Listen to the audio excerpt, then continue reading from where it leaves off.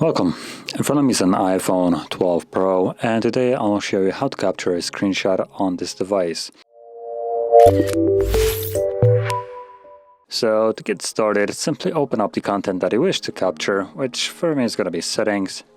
And from there, once it's open and visible on the screen obviously, simply tap power key, volume up.